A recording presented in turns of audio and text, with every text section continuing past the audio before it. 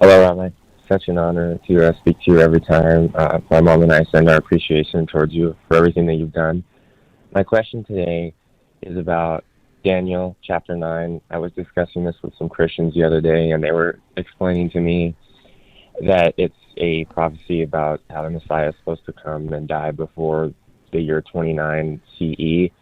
And I was explaining to them that this wasn't the case, that the Messiah was not supposed to come before the destruction of the second temple. And they were telling me that it was. They were counting from they were counting from one of Jeremiah's prophecies, and they were kind of confusing it. I myself am a little confused on it, and I was trying to explain it to them as best I can, but I get a little confused about where to start counting. That is a key question, and is when do you start counting the 70 weeks? Moreover, Christians really don't know what to do with that, because as soon as you ask them when do you start counting, it's conversation closed. In most cases, when talking to a Christian, you can very quickly and efficiently orient the conversation in a way that the Christian realizes there's a problem.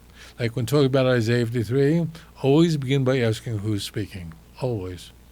Because that's not what they expect. When discussing Daniel 9, always ask, when do you start counting?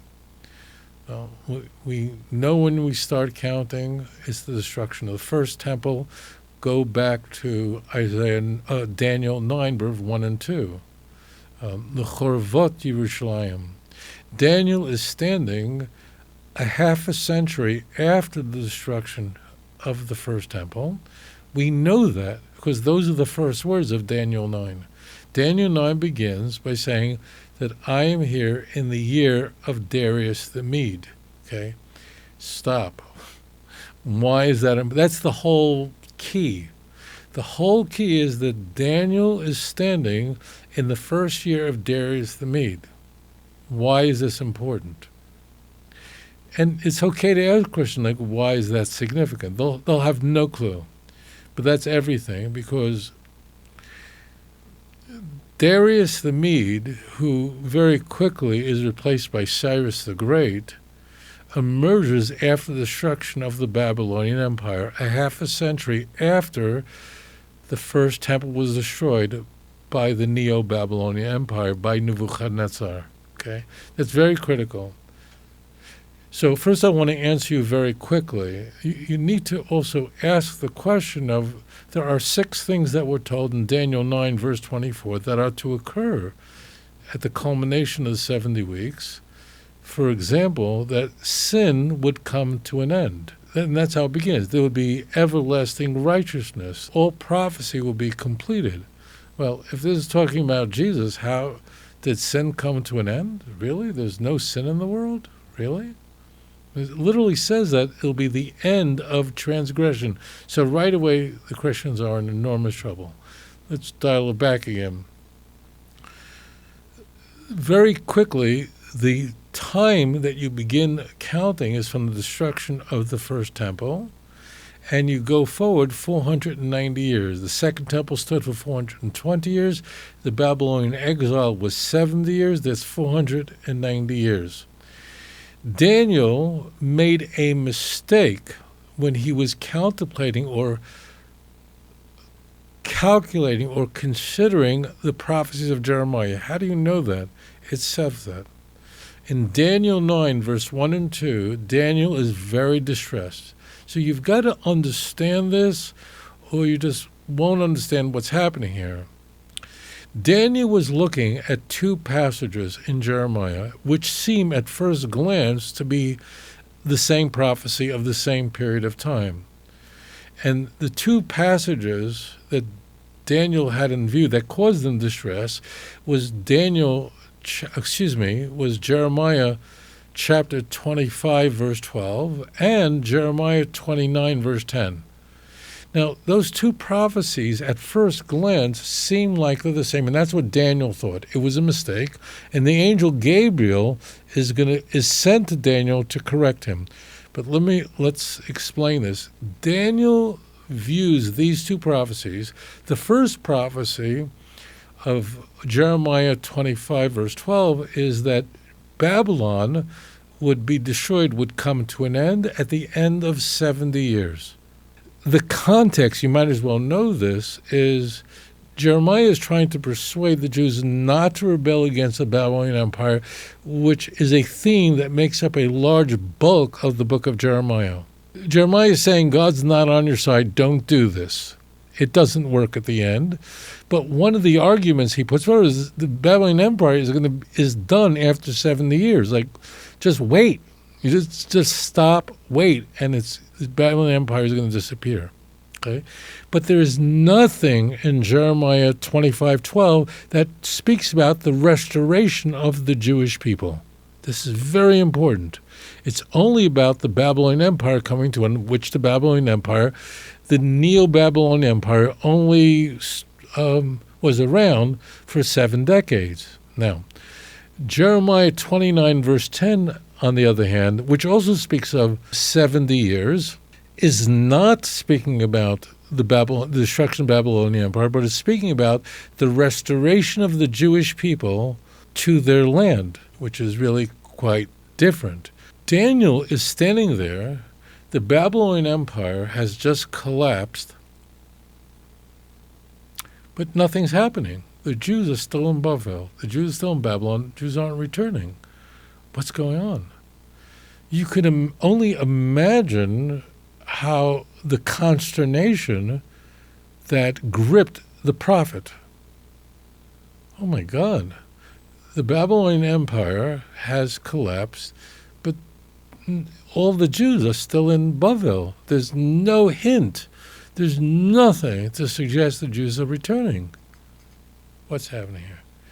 He realizes that the time to start counting is the destruction of the temple, Chorvot Yerushalayim, and the angel, he engages in a prayer that continues for 16 verses, all the way to Daniel chapter 9, verse 18 and 19, where he thinks that what has occurred here is that a curse of Leviticus 26, verse 18, this past week's parsha, has been triggered, where the exile of the Jews is not 70 years, but is multiplied times 7 is 490 years. That means he is very, very upset. So the key point is the angel Gabriel is sent to him and begins to unpack for him the prophecy of the future, and that essentially is that from the time of the destruction of the first temple, moving forward 7 weeks. Each day is a year, so 7 weeks is 49 years or a half a century. Someone emerges who is a Mashiach. It's very important. And that's Cyrus, who gives the order, the command to restore and rebuild Yerushalayim and the temple. That's only Cyrus, and that's Isaiah 44, verse 28, and 45:1. That chapter break is artificial. 44:28 is the last passage of that chapter, and 45:1 explicitly identifies Cyrus as the person who gives the command to restore and to build Yerushalayim. Remember what we said at the beginning of this, that Daniel is standing in the time of Darius the Mede, which means he's only months away from Cyrus, who gives the command for the Jews to leave Bavel and to go back to Yerushalayim to rebuild the Beis HaMikdash, rebuild the Commonwealth. And you see that at the beginning of the book of Ezra. And you see it also at the very end of the book of Chronicles, okay? And Cyrus is called the Mashiach. He's explicitly called the Mashiach in Isaiah 45, verse 1. One caveat, in Tanakh, the Hebrew word Mashiach appears 39 times, and what is counterintuitive, in none of those places it referring to the Messiah that we call the Messiah. The trick, the sleight of hand here in Daniel 9 is that in Christian Bibles, whereas the other 37 times that the word Messiah appears, it's translated as an anointed one. Only in Daniel 9 in these passages, verse 24 through 27, is it translated as Messiah with a capital M, and a definite article is inserted, but it doesn't exist in the Hebrew. So there's a lot of smoke and mirrors going on here. We are then told for 62 weeks the sanctuary will be rebuilt, a street in Moat, but in troubled times. It'll be a very difficult time. And in fact, the second temple is marked by upheaval, constant upheaval. With the exception of very brief Maccabean period, the second temple was a Jewish commonwealth where the Jews were a vassal state under another empire. Initially the Persian Empire, subsequently the Greek Empire, and then subsequently the Roman Empire. Now, the last week comes into view in Daniel 9, and the last week, that means the last 7 years, is divided in half because something horrible happens in the last half a week where the sacrificial system comes to an end and temple is utterly destroyed. Now, what happened 3.5 years before the temple is destroyed? So the temple is destroyed in the year 70. So dial that back 3.5 years. What occurs in 66?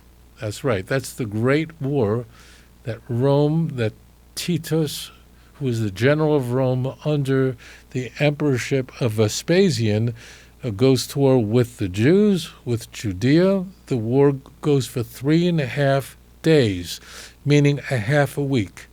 And the anointed one there, or an anointed one there, is cut off, which means the destruction of the priesthood.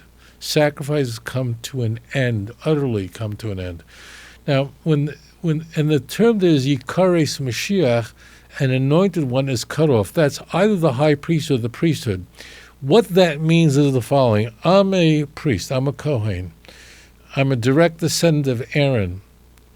Now, although I'm a priest and there are laws that apply to me, for example, I can't come into contact with the dead, and there are a number of prohibitions that are applied to a priest, the things that I'm supposed to be engaging in, if a temple were standing, namely bring offerings and so on, I can't do because the Beis HaMikdash isn't there. So the priesthood comes to an end. It doesn't mean that there's no descendants of Aaron. Of course, we're here, but our function is removed. The word yikares can be killed, but it really means cut off. So there's your 490 years. Now, this doesn't work for Christianity at all on so many levels. The 6 things didn't occur. Moreover, from the time that Jesus was crucified, let's say in the year 30. I'm just going to say the year that he was crucified in the year 30. It really depends whether you follow the Synoptics or John. I'm just going to leave that alone, 30 or 33. Let's just take 30. That doesn't even work. It means, what do you do with the last week? If Jesus is executed in the year 30 and the temple is destroyed in the year 70, that means there's a 40-year gap. Well, 40 years is 5.5 weeks. Again, if each day is a year, so 40 years is 5.5 weeks. So, but it's not. It's a half a week. So what you can ask the question, and you should ask the question, what do you do with this last week, and where's the half a week? So again, a Christian can't answer this. They can't answer this for the same reason that if you lie to a cop, you're going to get in trouble. When you make things up, you're going to get caught because you can't keep track of all your lies. That's why in my view, America's greatest writer and humorist was Mark Twain, who lived at the end of the 19th century, remarked that if you're telling the truth, you don't have to be very clever because you don't have to keep track of anything. Liars get into trouble. But if you're telling the truth, you'd have nothing to worry about. So you always just ask the question, just explain to me that if Jesus is executed in the year 30 or thereabout, where is the last week? And Christians have no clue what to do with this. No clue at all, because they're making this stuff up. And frequently Christians will say that last week is reserved for the end, and there's this thousands of years in between them. Well, that's a fatuous claim, but they're forced into this. So just ask, like, where is this last week and a half week? Like, when did that happen? How it's just completely made up. Moreover, I mean, just think for a moment, if in fact, as missionaries insist, we have a timeline for precisely when the Messiah would be killed, and that is toward the end of the Second Temple period, in the year 30, as an example. Why is this calculation never mentioned in the Christian Bible? And it isn't. Why isn't it there?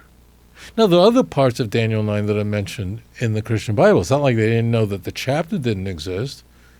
Well, the answer is that they didn't invent this lie during the first century. It was only in the second century when people started using Daniel 9 or this supposed calculation to say, he died exactly when he was supposed to die.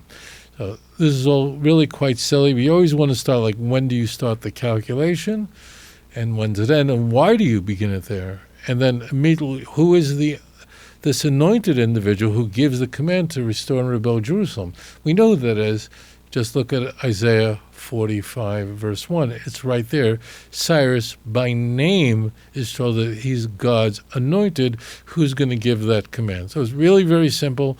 Daniel miscalculated because he conflated two verses, and the angel Gabriel is there to unpack it for him, and the church subsequent to the canon would misappropriate this passage in order to say that it was predicted in the Hebrew Bible precisely when the Messiah was going to be crucified. Thank you for your question. If you enjoyed this program, please like and subscribe. אדון עולם אשר מלך בטרם כל יציר נברא לעת נעשה בחפצו כל